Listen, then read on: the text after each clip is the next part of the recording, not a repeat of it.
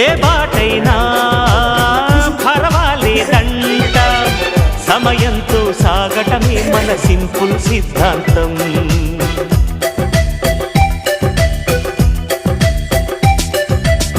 చిరుగాలికి పరిమళమిచ్చే సిరిమల్లెల వనమై ఉందాం, గగనాన్ని నేలను కలిపే హరివిల్లుల వంతెన అవుదాం.